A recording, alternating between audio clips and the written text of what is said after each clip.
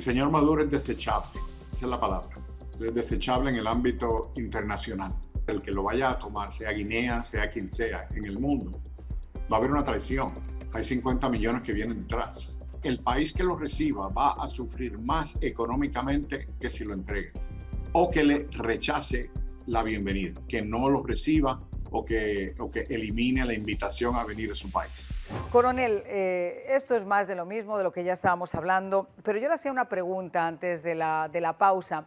Dentro de que no nos han explicado si será bueno, si será malo, cómo será, ¿cómo ve usted la posibilidad todavía de esa extracción que hablábamos, de esa operación quirúrgica para poder neutralizar a Nicolás Maduro? Bueno, eso es lo más eficiente en este momento. No hay una preparación de que vaya a haber una defensa contundente del señor Maduro. No hay un deseo. Hay que prepararse para eso si fuese a presentarse en el último minuto antes de hacer una extracción. Pero al igual que sucedió en Siria, en la primera administración del presidente Trump, cuando los rusos utilizaban bunkers en Siria, el presidente Trump mandó 2 misiles para acabar con esos bunkers.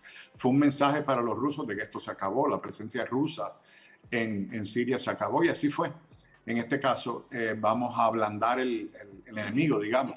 Debería ablandarse el enemigo con un par de ataques aéreos pequeños, y subsiguiente a eso, cuando todo el mundo está pendiente a eso, hacer una extracción de fuerzas especiales o de Navy SEALs. Navy SEALs probablemente, si estamos hablando de una participación mayormente de la Armada o Boinas Verdes, para llevar esto a cabo. Algo muy similar a lo que ocurrió con los mujahidines en Afganistán, cuando se metían, cuando Osama Bin Laden entraba en las montañas blancas y entonces bombardeaban con una tecnología absolutamente increíble, termográfica, lograban penetrar por dentro de las cuevas de las montañas blancas y detonarlas. Ahora, quiero hacerle la misma pregunta a Orlando. Orlando, tú que tienes esa información también confidencial dentro de Venezuela, ¿cómo ves tú esta posibilidad? Lo mismo que le preguntaba al coronel. Bueno, sí, yo creo que eso está sobre la mesa. Aquí todo está sobre la mesa, ¿no? Yo creo que las capacidades de Estados Unidos son pues, masivas, pueden abarcar desde una operación en full escala pues, tradicional, convencional, de intervención de una nación, hasta algo quirúrgico. Esto también lo contempla el régimen, ¿no? Y por eso estamos viendo una reestructuración tanto de seguridad como de dónde se están ubicando, dónde se están hospedando, desde dónde están despachando.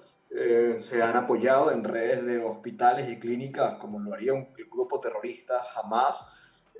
Todo eso está sobre la mesa. Este es un régimen que se adapta fácilmente, no hay que subestimarlo. Es una estructura criminal que se ha preparado para el peor de los escenarios. Que nunca pensó, yo estoy seguro, nunca pensó que con la administración Trump llegaría a este punto. Yo creo que esperaban manejar a la administración Trump y creían que simplemente ofreciéndoles petróleo y un acuerdo migratorio iban a contentar a Trump, pero no quiere decir que no estén preparados para este escenario.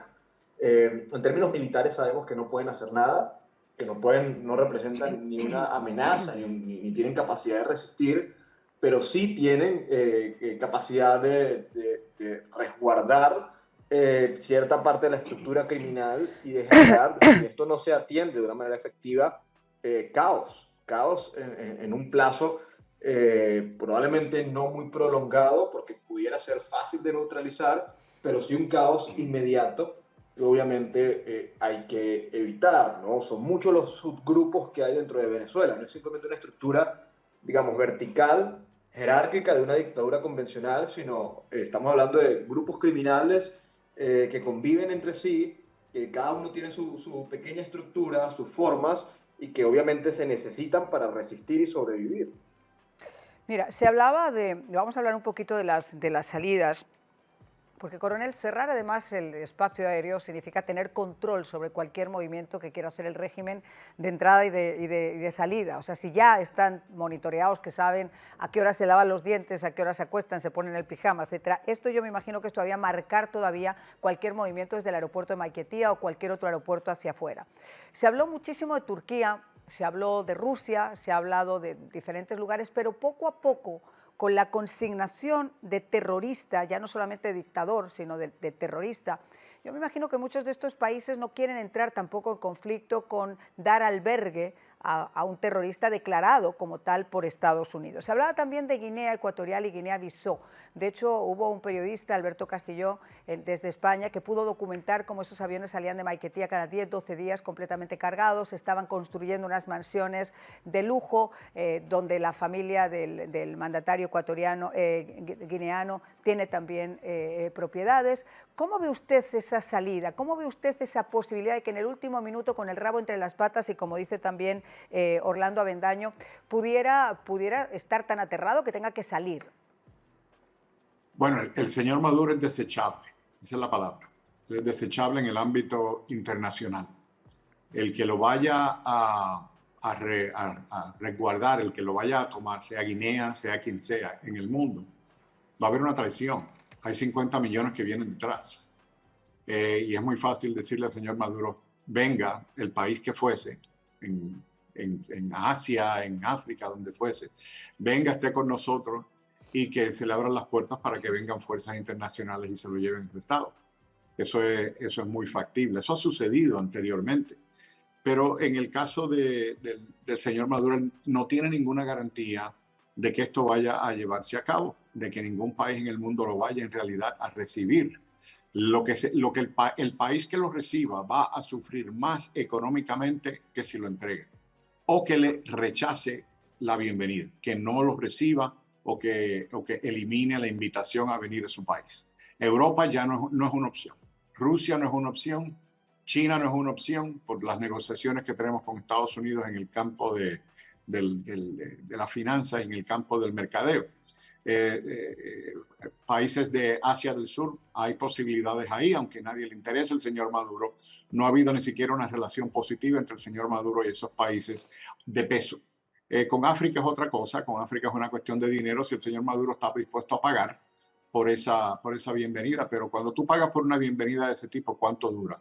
Ese es el problema. Y el señor Maduro tiene 50 millones de dólares en la cabeza. Alguien va a tener que reclamar ese dinero. Ese dinero se va a entregar próximamente a alguien. En el próximo año, en los próximos 2 años, pero esos 50 millones en la cabeza de Maduro van a ser cobrados.